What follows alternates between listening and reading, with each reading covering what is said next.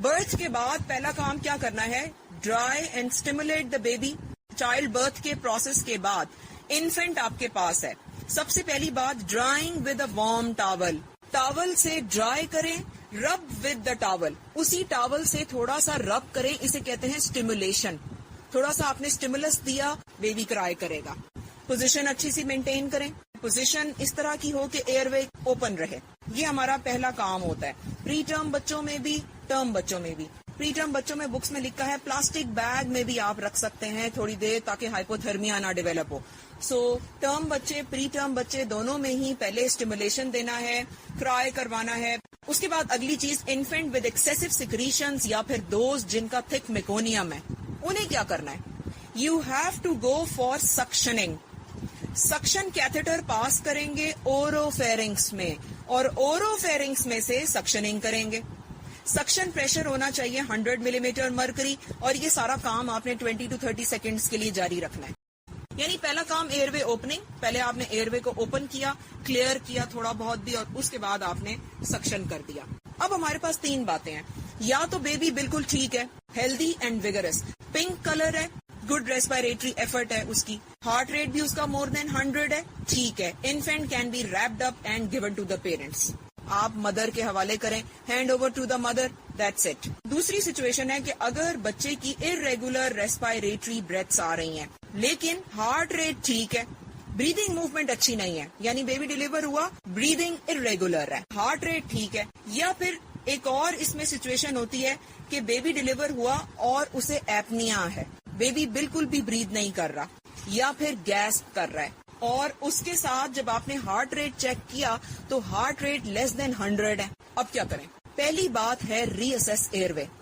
Airway open है या नहीं, पहली चीज तो ये चेक करें, एयरवे ओपन करना सबसे इंपॉर्टेंट बात है। एयरवे ओपन करें, ऑक्सीजनेशन स्टार्ट करें। ऑक्सीजनेशन आपने कैसे देनी है, मास्क वेंटिलेशन, रेट होना चाहिए 30 to 40। मास्क सिंपल आपका होता है ना, ऑक्सीजन वाला मास्क, वो आप अटैच करें, बेबी ब्रीद नहीं कर रहा।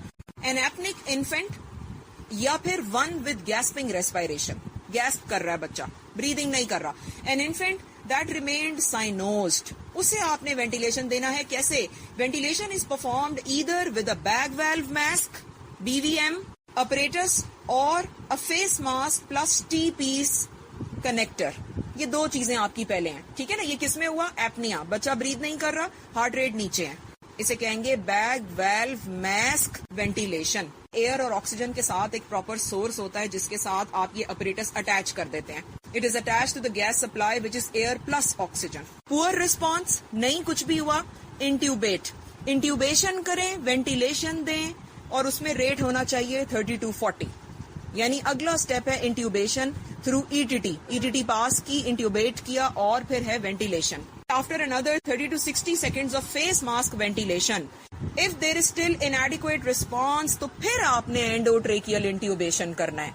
यानी bag well face mask ventilation ये पहले आ रहे हैं, उसके बाद आखिर में आ रहा है आपका एंडोट्रेकियल इंट्यूबेशन।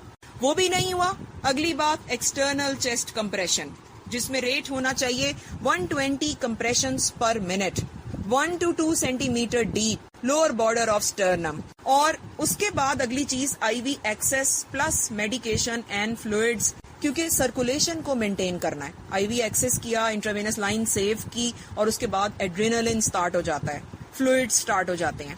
उसके बाद आपने देखा नो रिस्पांस ठीक है, डेथ डिक्लेयर हो जाती है, स्टॉप कर दें आफ्टर 15 to 20 मिनट्स। और अगर रिस्पांस आ गया तो फिर आपने स्टेबलाइज करना है और NICU में ट्रांसफर करना है।